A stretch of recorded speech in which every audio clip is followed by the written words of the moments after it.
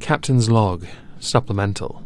I ordered a replacement power cell on Amazon. With my Prime membership, it'll be here at the end of subdate 200430. Sigh. Before we start, I'm streaming on Twitch some Plague Inc. Evolved tonight at 8:30 PM GMT, and there's a new video on the Moisky Live channel concerning the SNP wanting Brexit's negotiations to end so we can focus on the Brahma virus. Both linked in the description down below. With the current worries concerning the Brahma virus, many retailers are having to make sure that they are doubly careful with the produce they have, and available it must be. I feel like I just spoke like Yoda, but you understand what I meant.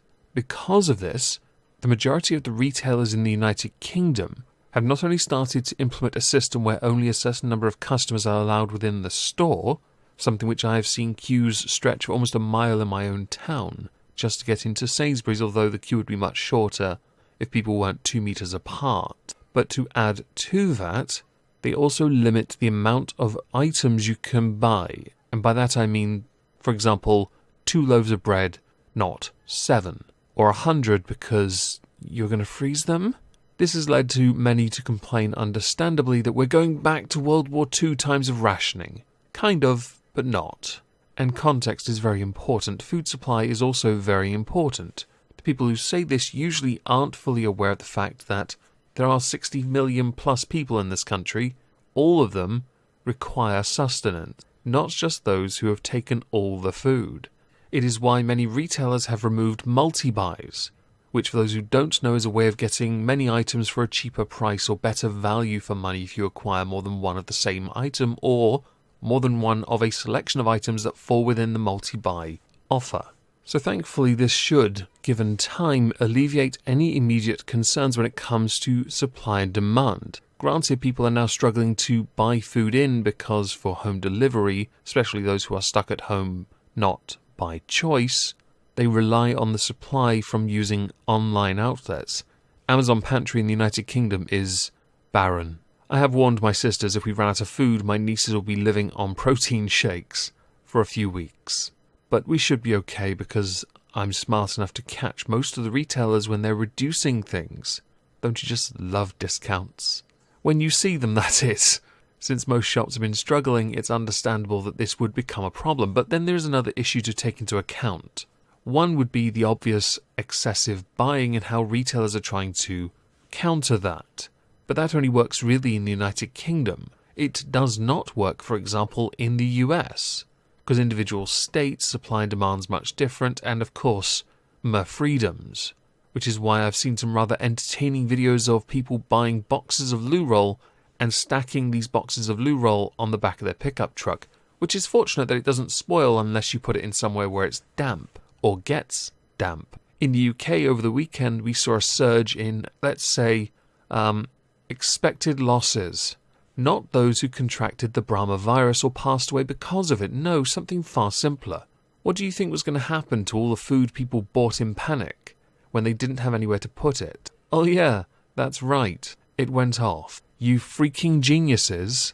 The only people that benefited there were the bacteria that now exist on the food you couldn't use. That kind of selfishness and waste of money does no one any favours and will inevitably lead to you continuing to panic because you don't quite understand the very basic concept of retaining a certain level of, let's go with equilibrium, or calm. How about that? So for the US, because I'm going to now talk about that, you have other issues, and this is another issue that could affect the UK but isn't as widely reported on, and that is the consequences of those who touch the produce either by accident or on purpose. Last week in the exhibition of stupid people, I referenced a man called Fister, spelt like the comet in Grand Theft Auto, who went down a hygiene product aisle and licked a bunch of the products, then getting arrested on, I believe, domestic terrorism charges. Congratulations. Well, we can add to that, because there are always going to be the clout chasers, like the lady who also licked a toilet, Ava Louise, who's gone on to do more things involving her tongue. Why she hasn't just gone into the adult industry baffles me. She'd make more money and probably get more clout too. The accidental type would be those who have accidentally coughed over grocery store food. Because there's a consequence here, isn't there? With the current climate being what it is and the current rate of infection in the United States from the Brahma virus, stores are going to panic and they're going to shut down. Not because of loss of earnings, but because of loss of products. Now, of course, insurance might well cover some of that. I'm not too sure how retailers work in that department. But there's a consequence for the accident. The particular coughing I'm referring to happened in Pennsylvania, and the store ended up disposing of $35,000 worth of food. But where I said accident, because it can happen accidentally, and of course, if accidental, it shouldn't then end on 4 felony charges. This person did it on purpose by playing what she called a twisted prank, another clout chaser. Of those 4 felony charges, one of them was of making terrorist threats. The store in question is a Garrity's supermarket chain, and ended up disposing of all of it and then going on a massive purge of the fresh produce refrigerators. Because one can't be too safe in this climate, and one has to be absolutely doubly certain that no germs were left. The suspect is a mid-30s woman who spent her entire time in the store making threats that she was sick while coughing and spitting on the floor, who continued then to do this down several aisles before trying to steal a 12-pack of beer, probably Brahma, since it suits her attempts. Now, she was charged, her full charges are, 2 felony counts of terrorist threats, 1 felony count of threats to use a biological agent, and 1 felony count of criminal mischief. Top of that, she also faces a misdemeanor count of criminal attempt to commit retail theft and disorderly conduct. At the moment, Margaret Serco, the lady and suspect in question, is undergoing a mental health evaluation, along with authorities attempting to get her tested for the Brahma virus.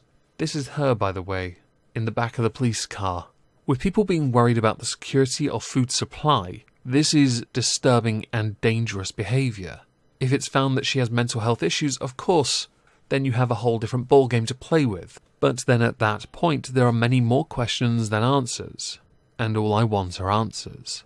I'm glad the store has managed to, with the help of a Hanover Township health inspector, get the store back up and running. And hopefully this doesn't disrupt too many people with the concerns they will undoubtedly have that this woman has done no favours to alleviate.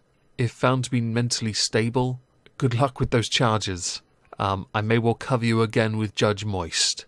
As a final comment, there is in fact an update coming for Judge Moist. I found his costume.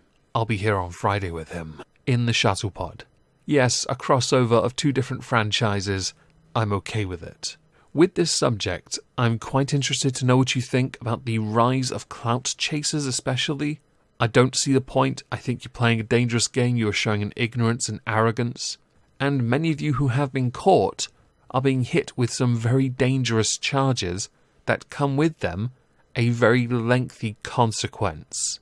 So please do let me know in the comments down below. I hope you'll have a fantastic, Monday, Tuesday, Wednesday, Thursday, Friday, Saturday, Sunday, Monday, Tuesday, 9th day of quarantine, yes, or lockdown. And thank you all, yes I can count, for listening.